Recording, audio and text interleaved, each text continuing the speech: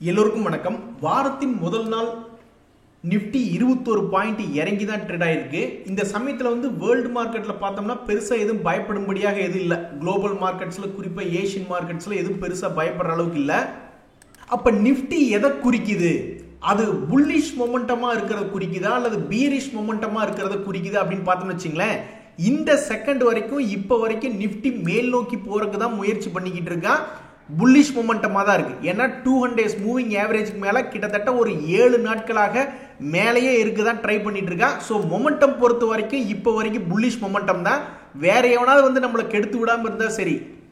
இப்போ அமெரிக்காவுடைய share market பார்க்குறோம். அது 50 days மூவிங் ஆவரேஜ் கீழே இருக்கு. 50 days மூவிங் ஆவரேஜ் கீழே இருந்ததுனாவே அதுல மொமெண்டம் போயிடுச்சுன்னு தான் அர்த்தம். அதாவது மார்க்கெட்ல நல்லா ஸ்பீடா வந்துட்டு இருக்கக்கூடிய லாபம் திரும்பி நம்மளுக்கு நஷ்டத்தை கொடுக்கறதுக்கு தான் வாய்ப்பு அதிகம். ஏற்கனவே 50 days மூவிங் ஆவரேஜ் கீழே நம்ம இந்திய ஷேர் மார்க்கெட் இருக்கிறதுனால தான் ஆல்ரெடி பல பேர் கதறிட்டு இருக்காங்க. இங்க பாத்தீங்களா, சமீபத்தில் கூட 2 முறை 50 days மூவிங் ஆவரேஜ் கீழே நம்மளுடைய இந்திய ஷேர் மார்க்கெட் வரும்பொழுது நம்மளை எல்லாம் கதற விட்டாங்க. இப்ப கூட நம்ம கதறிட்டு தான் இருக்கோம். ஸோ 50 days மூவிங் ஆவரேஜ் கீழே தற்போதைக்கு பல ஷேர் மார்க்கெட்டுகள் ட்ரேட் ஆகிட்டு இருந்தாலும் 200 days மூவிங் ஆவரேஜ் இன்னும் உடைக்கல. அதனால இப்ப வரைக்கும் ஒரு புல்லிஷ் மொமெண்டம் தான் இருக்கு. நண்பர்களே, இன்னைக்கு உருப்படியான சில செய்திகள் அப்படின்னு பாத்தீங்கன்னா இன்னைக்கு இறங்கி இருக்கிற மார்க்கெட்லயும் நல்ல அருமையான செய்திகள் இருக்கு. இந்த JSW எனர்ஜி அப்படின்ற ஷேர் எடுத்து பார்த்தா கிட்டத்தட்ட 4% ஏறி இருக்குன்னா இந்த இறங்கி இருக்கிற மார்க்கெட்லயும். அது என்ன முக்கியமான காரணம்னா கிட்டத்தட்ட 12,468 கோடி மதிப்பிலான அக்ரிமெண்ட், ஆர்டர் அக்ரிமெண்ட்லாம் சைன் பண்ணியிருக்காங்க அப்படின்ற மாதிரி செய்தி வருது. இந்த செய்தியை தொடர்ந்து சமீபத்தில் 200 days மூவிங் ஆவரேஜ் கீழே இருந்த பங்கு இன்னைக்கு கேப் அப் ஆகி இப்போ வரைக்கும் மேல் நோக்கி தான் ட்ரேட் ஆகிட்டு இருக்கான். ஒருவேளை இந்த நியூஸ் தொடர்ந்து இதுக்கு மொமெண்டம் கொடுத்து சப்போர்ட் பண்ணுச்சுன்னா இந்த JSW எனர்ஜி இந்த 200 days மூவிங் ஆவரேஜ் கீழே வராமல் இருந்து தன்னுடைய பழைய ஹை போய் தொடர மாதிரி இருக்குன்னு வச்சுங்களேன். ஒரு 750 800 அப்படின்ற மாதிரி வந்ததுன்னா கிட்டத்தட்ட ஒரு ஷேருக்கு 100 ரூபா பக்கம் ஏறி வரணும். ஸோ இந்த 12,000 கோடி மதிப்பிலான கிடைச்ச ஆர்டருக்கு ஒரு மரியாதை இருக்கா இல்லையா அப்படின்றது சில நாட்களில் தெரிஞ்சிடும். அதே மாதிரி தான் இந்த IOL chemicals and pharma company, இவனு இன்னைக்கு ஒரு 3.5% ஏறி இருக்கு. அதுவும் ஒரு நல்ல நியூஸ் தான். அவங்களுடைய போர்டு ஸ்டாக் ஸ்பிளிட் ஓகே அப்படின்ற மாதிரி அப்ரூவ் பண்ணியிருக்காங்க. இன்னுமே சில மகிழ்ச்சியான செய்தி என்னன்னா IPO-க்களை பொறுத்த வரைக்கும் இன்னைக்கு இறங்கி இருக்கிற மார்க்கெட்லயும் இந்த வென்டிவ், செனோரஸ் ஃபார்மா அப்படின்ற கம்பெனி எல்லாம் நல்ல ப்ராஃபிட்ல லிஸ்ட் ஆயிருக்கு. எப்பா உண்மையிலேயே அன்பிலீவபிள் நண்பர்களே. செனோரஸ் அப்படின்ற கம்பெனி 40% லாபத்துல லிஸ்ட் ஆயிருக்கு. வென்டிவ் எடுத்து பார்க்கல 12% லாபத்துல லிஸ்ட் ஆயிருக்கு. அது என்னமோ ஒரு திருஷ்டி போட்டு வச்ச மாதிரி இந்த வருஷத்தினுடைய முடிவுல லிஸ்ட் ஆகக்கூடிய ஒரு நல்ல IPO-க்கள் வரிசையில வராம இந்த காராரோ அப்படின்றது மட்டும் கிட்டத்தட்ட ஒரு 8% புடுங்கிட்டு போயிட்டான் பாவம். இதுக்கு என்ன காரணம்னா மற்ற சில கம்பெனிகள்ல கிரே மார்க்கெட் பிரீமியம் அப்படின்றது ஒரு தெளிவு இருந்தது. ஆனா இந்த காராரோ இந்தியா அப்படின்றது நம்ம எடுத்து பார்த்தோம்னு வச்சுங்களேன், அதனுடைய கிரே மார்க்கெட் பிரீமியம் ஆரம்ப கட்டத்திலிருந்தே 0.0 ஒரு டிஸ்கவரி, பிரைஸ் டிஸ்கவரி எவ்வளவுனே காமிக்கவே இல்லை, லிஸ்டிங் பிரைஸ் டிஸ்கவரி. அதனால மேபி அப்ப இதுல எல்லாம் ஒரு எச்சரிக்கை பாடம் தான். இந்த மாதிரி எதுவுமே ஒரு கிளாரிட்டியே இல்லைன்னா அதை விட்டு தள்ளி இருக்கிறது நல்லது. பொதுவா நான் இந்த ஒரு வருஷத்துல பாத்தீங்கன்னா கிட்டத்தட்ட 1,72,000 கோடி அப்படின்ற மாதிரி இந்த IPO மார்க்கெட் மூலியமாக பணம் திரட்டி இருக்காங்க. யோசிச்சு பாருங்க, இதெல்லாம் பேங்க்ல போய் கடன் வாங்கியிருந்தா எத்தனை ஆயிரம் கோடி ஒரு வருஷத்துக்கு கடனா கட்டுறது கார்பரேட் கம்பெனிஸ். அப்படி கார்பரேட் கம்பெனிஸ் கட்டாம பொதுமக்கள்கிட்ட இருந்து பணம் மூலியமாக 1,72,000 கோடி பணம் புரட்டி இருக்காங்க. நான் கண்டறிந்த வரைக்கும் பார்த்த வரைக்கும் என்னன்னா கிரே மார்க்கெட் பிரீமியம் ஒரு 20% மேல இருந்தாதான் அந்த IPO-லாம் ஓரளவுக்கு நம்பக்கூடிய IPO-வாக நஷ்டம் வராத லிஸ்டிங்கா இருக்கு. மற்றபடி இப்படி 0 காட்டுறது 10 காட்டுறதெல்லாம் உண்மையிலேயே அதிகமா புட்டுக்கிறதுக்கு தான் வாய்ப்பு அதிகம். நண்பர்களே, இந்த சமயத்துல ரொம்ப முக்கியமான செய்தி. நீங்க என்ன எஸ்டிமேஷன் பண்றீங்க? நிஃப்டி 2025ல எத்தனை பாயிண்ட்கள் ஏறலாம்? கடந்த ஒரு வருஷத்துல பாத்தீங்கன்னா 2080 பாயிண்ட் ஏறி இருக்கு. நான் என்ன ஆசைப்படுறேன்னா அடுத்த 2025ல ஒரு 3000 பாயிண்டா ஏறிட்டுமே.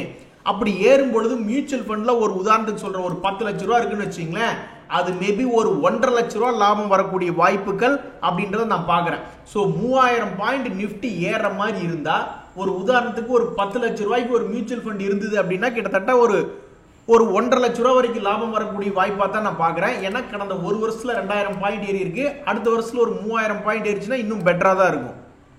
இந்த சமயத்தில் நீங்க எவ்வளவு எதிர்பார்க்கறீங்க? எத்தனை பாயிண்ட் மேல வர வாய்ப்பு இருக்கு அப்படின்றது தெரியப்படுத்துங்க. நண்பர்களே, ஐடிசிலிருந்து ஐடிசி ஹோட்டல் தனியா பிரிஞ்சு போகுது. இந்த சமயத்துல எல்லாரும் ஒரு ஆடி போகும்படியான ஒரு மிகப்பெரிய தகவல் ஒன்று இருக்கு. உங்களுக்கு தெரியாது இல்ல, சமீபத்தில் ரிலையன்ஸ் இண்டஸ்ட்ரீஸ்ல இருந்து ஜியோ பைனான்ஸை தனியா பிரிச்சு விட்டாங்க. அப்ப அந்த கம்பெனி என்ன பண்ணுச்சு அப்படின்னு பாத்தீங்கன்னா, ரிலையன்ஸ் பெருசா ஏறவே இல்லை. இன்ஃபேக்ட் ரிலையன்ஸ் கீழே இறங்கி வந்துட்டான். பிரித்து விடப்பட்ட இந்த ஜியோ பைனான்ஸ் ஒரு கட்டத்தில் 200 ரூபாய்க்கு போயிட்டு 400 ரூபாய் வரைக்கும் போனான். கிட்டத்தட்ட 100% குறுகிய காலத்தில் ஏறி வந்தான். அதுக்கப்புறம் இப்ப வந்து 300 ரூபாய் இருக்கான். அதே மாதிரி என்எம்டிசி, அதுல இருந்து என்எம்டிசி ஸ்டீல் அப்படின்றது பிரிச்சு விட்டாங்க. அவனுக்கு கிட்டத்தட்ட ஒரு 30 ரூபாய் ரேஞ்சில் லிஸ்டிங் ஆயிட்டு 30 ரூபாயிலிருந்து 70 ரூபாய், அவனுக்கு கிட்டத்தட்ட டபுள் பண்ணி விட்டான் பணத்தை. இப்ப 40 ரூபாயில வந்து ட்ரேட் ஆயிட்டு இருக்கான்.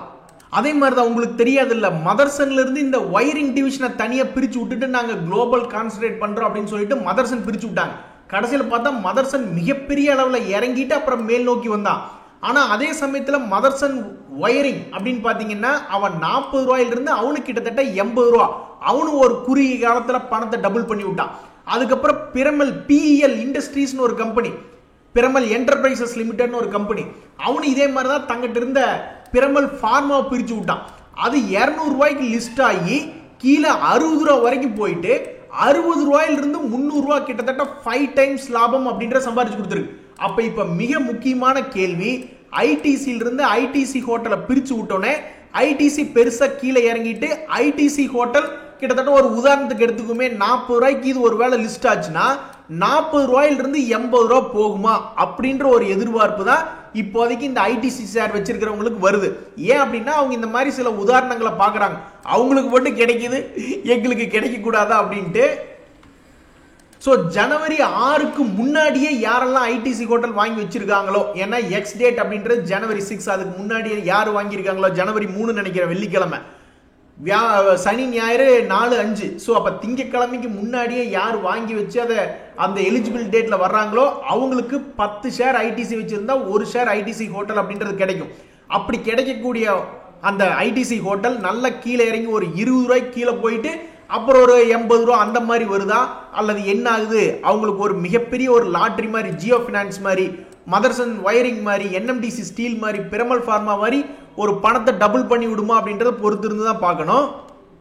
நண்பர்களே, 2 பெரிய தெய்வங்களும் மாறி மாறி போட்டு இன்வெஸ்டர்ல வாட்டி வதச்சிக்கிட்டு இருக்காங்க. ஒரு பக்கம் எடுத்து பார்த்தா இந்த ரிலையன்ஸ் இண்டஸ்ட்ரீஸ் அவனும் 52 வீக் லோவை உடைக்கிறதா வேண்டாமா அப்படின்ற மாதிரி பார்த்துக்கிட்டு இருக்கான். இது ரொம்பவுமே டேஞ்சர் ஷேர் மார்க்கெட்டு. அதே மாதிரி இந்த ஏசியன் பெயிண்ட்ஸ் அப்படின்ற ஷேர் எடுத்து பார்த்தா அவன் மொத்தமாவே கவுந்துட்டான். ஆல்ரெடி அவன் கவுந்து பல வருஷம் ஆச்சு அப்படின்ற மாதிரி 52 வீக் லோவை ஏற்கனவே 2700 ரேஞ்சில் கட் பண்ணி இப்ப 2200 அப்படின்னு கிட்டத்தட்ட ஒரு 20% கீழே இறங்கி ட்ரேட் ஆயிட்டு இருக்கான். அப்ப ரிலையன்ஸ் அதே மாதிரி ஒரு 20% கீழே இறங்கி 1000 ரூபாய்க்கே போயிடுறானா என்னன்றது தெரியல. அப்படி போனா ஷேர் மார்க்கெட்ல ரொம்ப சுவாரஸ்யமா இருக்கும். நண்பர்கள், இந்த சமயத்தில் ஒரு மிக முக்கியமான செய்தியை படித்தேன். அதாவது இந்தியாவையே விட தமிழ்நாடு முன்னாடி வந்துருமா அப்படின்ற மாதிரி. ஏன்னா 26 லட்சம் புது வேலை வாய்ப்புகள் உருவாக்கப்படுகின்றது அப்படின்ற மாதிரி ஒரு செய்தி படித்தேன். அதாவது இந்த ஜனவரி 2024 இன்வெஸ்டர்ஸ் மீட்டிங் நடத்தினாங்க. அதுவும் இல்லாம ஸ்பெயின் போனாங்க, அமெரிக்கா போனாங்கன்னு ஏகப்பட்ட இடத்துக்கு போய் இன்வெஸ்டர்ல மீட் பண்ணி கிட்டத்தட்ட 6.5 லட்சம் கோடி இன்வெஸ்ட்மெண்ட் வந்து வாங்கியிருக்காங்க, கமிட்மெண்ட் அப்படின்ற மாதிரி ஒரு செய்தி வருது. இதை தொடர்ந்து 26 லட்சம் புது வேலை வாய்ப்புகள் வருது அப்படின்ற மாதிரி சொல்றாங்க. வாட் அ மெடிக்கல் மிராக்கிள், நம்ம இருக்கக்கூடிய இடம் சூப்பரான இடமா இருக்கும் போல அப்படின்ற மாதிரி ஆயிடுச்சு. ஸோ தமிழ்நாட்டை விட்டு வேற எங்கேயுமே போக வேண்டியதில்லை அப்படின்ற மாதிரி ஆயிடுச்சு. நண்பர்கள், இந்த சமயத்தில் மிக முக்கியமான செய்தி, 2025 மேபி ஃபார்மா செக்டர் நல்லா மேல் நோக்கி வருமா அப்படின்ற மாதிரி நிறைய பேர் எதிர்பார்த்துட்டு இருக்காங்க. அதுக்கு முக்கிய காரணம் ட்ரம்ப்னுடைய வருகையினால டாலர் வந்து இந்திய கரன்சி விட அதிகமா அப்ரிஷியேட் ஆயிட்டு இருக்கு. அப்ப எக்ஸ்போர்ட் பண்றவங்களுக்கு வந்து இன்னுமே பெட்டரான வருமானம், ஏற்கனவே போட்ட பல கான்ட்ராக்டுகளுக்கு, ஆனுவல் மெயின்டெனன்ஸ் கான்ட்ராக்டுகள் அல்லது இனிமேல் எக்ஸ்போர்ட் பண்றது ப்ரீவியஸ் பிரைஸ்லயே அக்ரி பண்ணது, அந்த மாதிரி பல்வேறு வகையில் அவங்களுக்கு ஏதாவது ஒரு இன்கம் வந்துன்னு வச்சுங்களேன், ரொம்ப அருமையா இருக்கும். அந்த வகையில இந்த ஃபார்மா செக்டர்ல இருக்கக்கூடிய மிட் கேப் கம்பெனிகள் என்னென்ன அப்படின்ற மாதிரி நம்ம பார்த்தோம் வச்சுங்களேன், அவங்க யார் அதிகமா ப்ராஃபிட் பண்றாங்க அப்படின்ற தரவரிசையில ஒரு டாப் 5 கம்பெனியா அடுக்கியிருக்கேன். இந்த Ipca lab, gland pharma, Biocon, Glenmark போன்ற கம்பெனிகளெல்லாம் நான் தவிர்த்து விட்டேன். ஏன்னா அதெல்லாம் அடுத்தடுத்த இடத்துல வருது. இப்போ ஆரோ ஃபார்மா அப்படின்ற ஷேர் எடுத்து பார்க்குறோம். அவனுடைய P&L அப்படின்றத எடுத்து பார்க்கும்பொழுது மிட் கேப் கம்பெனியில பொறுத்த வரைக்கும் 3500 கோடியெல்லாம் அசால்ட்டா ஒரு வருஷத்துக்கு லாபம் பண்றான். 3000 கோடி அப்படின்ட்டு அடுத்தடுத்து இருக்கக்கூடிய லாபம் பண்ணக்கூடிய கம்பெனில அடுத்தடுத்து பண்ணியிருக்கேன். இந்த பயோகான் அப்படின்ற ஷேருமே ஓரளவுக்கு லாபம் செய்யக்கூடிய கம்பெனியாக 1865 கோடியாக இருந்தாலும் அதுக்கு பின்னாடி இருக்கக்கூடிய சில கம்பெனி அபார்ட் இந்தியா, கிளாக்ஸ் எல்லாம் மேல வந்திருக்கு. என்ன காரணம்னா இவனுடைய கடன் என்பது கிட்டத்தட்ட 16,771 கோடி கடனாக இருக்கிறது. அந்த ஒரு காரணத்தினால தான் இந்த பயோகானை வந்து மேல 2வது 3வது இடங்கள்ல 4வது இடங்கள்ல வைக்காம அவனை தூக்கி கடைசியில வச்சிருக்கு. ஸோ இப்போதைக்கு டாப்ல இருக்கக்கூடிய 5 கம்பெனிகள் என்ன அப்படின்னு பார்க்கும்பொழுது ஆரோ ஃபார்மெல்லாம் டாப் ஃபர்ஸ்ட் பிளேஸ்ல வர்றான். இருக்கிறதுலே பெஸ்ட் பெர்ஃபார்மன்ஸா லூபின் அப்படின்ற ஷேர் தான் இருக்கு. ஏன்னா கடந்த 6 மாசத்துல கிட்டத்தட்ட 39% அவன் பெர்ஃபார்ம் பண்ணியிருக்கான். ஸோ டாப் லீடராக இருக்கக்கூடிய மிட் கேப்ல டாப் லீடராக இருக்கக்கூடிய இந்த ஆரோ ஃபார்மா அப்படின்றது துரதிருஷ்டவசமா 20% இறங்கி கிடக்கு. ஒரு நல்ல கம்பெனி 20% இறங்கும் பொழுதோ, 40% இறங்கும் பொழுதோ, 60% இறங்கும் பொழுதோ அல்லது 80% இறங்கும் பொழுதோ ஏதாவது ஒரு சமயத்துல மேல் நோக்கி வர்றதுக்கு வாய்ப்பு அப்படின்றது இருக்கு. ஸோ அப்போ இதெல்லாம் வந்து ஒரு 20% இறக்கத்திலிருந்து ஏறப்போகுது அல்லது 40% இறக்கத்திலிருந்து ஏறப்போகுது அப்படின்றத பொறுத்து இருந்து தான் பார்க்கணும். நண்பர்களே, சந்தேகமே இல்லாமல் நிரூபணம் ஆயிடுச்சு. மியூச்சுவல் ஃபண்ட்ல SIP மொழியாக பணம் போடும் பொழுது ஓரளவுக்கு தாக்கு பிடிச்சி லாபகரமாகவும் இருக்கு அப்படின்றது எல்லாத்துக்குமே தெரிஞ்சிருச்சு. இந்த சமயத்தில் நீங்க SIP போடும் பொழுது ஏதாவது ஒரு தப்பு பண்றீங்களா அப்படின்றது ஒரு சுய பரிசோதனை பண்ணி பாருங்க. அதாவது ஒரு 5 வருஷத்துக்கு நம்ம இன்வெஸ்ட்மெண்ட் பண்ணணும் அல்லது 10 வருஷத்துக்கு இன்வெஸ்ட்மெண்ட் பண்ணணும். அப்படி இல்லையா நம்ம வந்து ஒரு 10 லட்ச ரூபா அல்லது ஒரு 5 லட்ச ரூபா பணம் சேர்த்தணும் அப்படின்ற ஏதாவது ஒரு கோல் வச்சு SIP போடுறதா நல்லது. அதை விட்டுட்டு நீங்க பர்ஃபார்மன்ஸ் நல்லா இருக்கு, இப்போ இந்த மியூச்சுவல் ஃபண்ட்ல இந்த பர்டிகுலர் ஸ்கீம்ல திடீர்னு பார்த்தா ஒரே வாரத்தில் 5% சம்பாரிச்சு கொடுத்துட்டான் அல்லது 6 மாசத்துல 30% சம்பாரிச்சு கொடுத்துட்டான் அப்படின்ற மாதிரி நீங்க போய் எது கோலே இல்லாம செலக்ட் பண்ணீங்கன்னா உங்களுக்கு தேவையில்லாத ஒரு ஸ்கீம்ல போய் நீங்க லாக் ஆன மாதிரி ஆயிடும். அந்த சமயத்துல மேபி அது பர்ஃபார்ம் பண்ணிருக்கலாம். அப்புறம் ஒரு 5 வருஷம் கழிச்சு பார்த்தா நீங்க உங்களுக்கு முதல் வருஷத்துல எவ்வளவு ப்ராஃபிட் வந்ததோ அதே அடுத்த ப்ராஃபிட் வந்து அடுத்த 3-4 வருடங்களுக்கு சேம் ப்ராஃபிட் மெயின்டைன் ஆகிற மாதிரி ஆயிடும். ஸோ அந்த மாதிரி சூட்டபிள் இல்லாத ஸ்கீம் உங்களுக்கு வந்து மாட்டிடும். ஸோ பர்ஃபார்மன்ஸை மட்டும் பார்த்து எடுக்கக்கூடாது, நம்மளுடைய ஃபைனான்சியல் கோல் என்ன அப்படின்ற மாதிரி பார்த்து எடுக்கணும். அதே மாதிரி சில பேர்லாம் வந்து இந்த மாதம் எப்படி என்னால் 2000-3000 போட முடியும் அப்படின்ற மாதிரி SIP ஸ்டார்ட் பண்ணிடுவாங்க. அதுக்கப்புறம் பார்த்தா அவ்வளோ பணம் போட முடியாமல் 1000-1500 தான் ஒதுக்குற மாதிரி ஆகிடும். அப்புறம் பேங்க்குக்காரன் ஏதாவது ஒரு SIP போடுறதுக்கு உண்டான பணம் எடுக்க முடியல அப்படின்னா கிட்டத்தட்ட 500 ரூபா அது பேங்க்குகளை பொறுத்து சார்ஜ் போட்டு விட்ருவான். ஒரு SIP ஃபெயிலியர் ஆச்சுன்னா அந்த மியூச்சுவல் ஃபண்ட் AMC எதுவும் சார்ஜ் போட மாட்டாங்க. ஆனால் பேங்க்ல வந்து உங்களுக்கு ஒரு ஸ்டாண்டிங் இன்ஸ்ட்ரக்ஷன் ஃபெயிலியர் ஆயிடுச்சுன்னா அவன் பாட்டுக்கு பேங்கை பொறுத்து 500-300 அவன் பாட்டுக்கு சார்ஜ் போட்டுவிட்டு போயிடுவான். ஸோ அந்த மாதிரி இஷ்யூ இல்லாத மாதிரி நீங்கள் SIP செலக்ட் பண்ணிக்கிறது நல்லது. நண்பர்களே, என்னைக்குமே கடன் அதிகமாக இருக்கக்கூடிய கம்பெனியில் தலை வச்சு படுக்காமல் இருக்கிறது நல்லது. அல்லது ஒரு ப்ரொமோட்டர் சரியில்லை, அவங்களால சரி வர ஒரு பிஸ்னஸ் நடத்த முடியலன்னா அந்த கம்பெனி பக்கம் போகாமல் இருக்கிறது நல்லது. இந்த ரிலையன்ஸ் இன்ஃப்ரா அப்படின்ற ஷேர் பாருங்க, அவங்க ஆல்ரெடி அவங்க கிட்டேயும் கிட்டத்தட்ட ஒரு 6738 கோடி கடன் அப்படின்றது இருக்கு. இப்போ அது இல்லாமல் என்ன ஆயிருக்கு அப்படின்னு பார்த்தீங்கன்னா அவங்களுடைய சப்சிடரி வந்து ஒரு லீகல் ஆக்ஷனில் போய் மாட்டிக்கிச்சு. அப்புறம் நீ அவங்க அதுக்குண்டான டிஸ்க்ளோஷர்ஸ் எல்லாம் கொடுக்கணும், அதுக்குண்டான விவரங்களை சொல்லணும், எவ்வளவு பிரச்சனை பாருங்க. இப்பதான் இது திடீர்னு என்னைக்கு இல்லாத ஒரு அதிசயமா செப்டம்பர் கோட்ல 4195 கோடி லாபம் அப்படின்ற மாதிரி காமிச்சிருந்தாரு ரிலையன்ஸ் இன்ஃப்ரா. அதுக்கப்புறம் பார்த்தோம்னா அந்த ரிலையன்ஸ் பவர் கூட திடீர்னு மேல் நோக்கி ஏறி வந்தா அந்த வகையில இந்த ஷேர் 150 ரூபாயிலிருந்து 300 ரூபா வந்துட்டான்.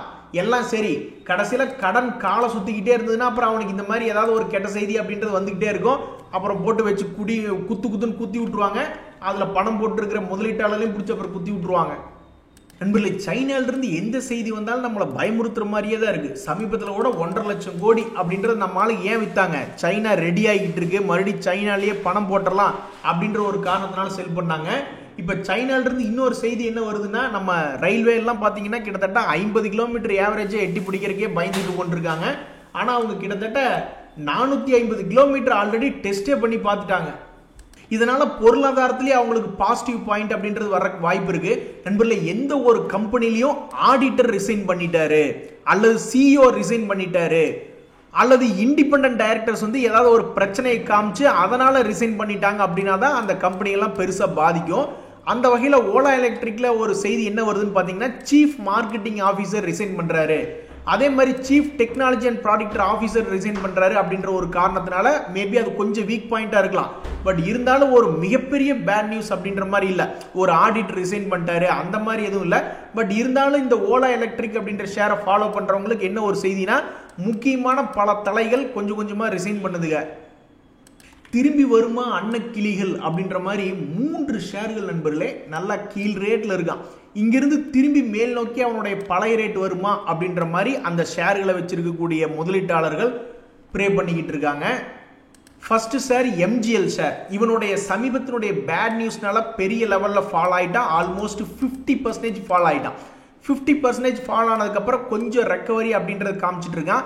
இந்த ரெக்கவரி அப்படியே மெயின்டைன் ஆகுமா? எப்படி மணப்புரம் ஃபினான்ஸ் மேல் நோக்கி ஏறி வந்ததோ, அந்த எடில்வைஸ் ஃபினான்ஸ் அப்படின்றது ஒரு பேட் நியூஸ்க்கு அப்புறம் மேல் நோக்கி ஏறி வந்ததோ, அது மாதிரி இந்த எம்ஜிஎல் மேல் நோக்கி ஏறி வருமா? ஏறி வந்ததுன்னா ஒரு பெரிய அளவில் ஏறி வரணுமே அப்படின்ற மாதிரி இந்த எம்ஜிஎல் ஷேர் இருக்கு. அடுத்து நம்ம பார்க்கக்கூடிய இந்த யூனியன் பேங்க் ஆஃப் இந்தியா, அவன் கரணம் தப்பினால் மரணம் அப்படின்ற மாதிரி ஒரு குறிப்பிட்ட பாயிண்ட்ல இருக்கான். மறுபடியும் ஒரு 140 ரூபா வந்ததுன்னா கூட ஒரு மகிழ்ச்சிகரமா இருக்கும். அதே மாதிரி தான் இந்த தால்மியா பாரத் அப்படின்ற ஷேர்.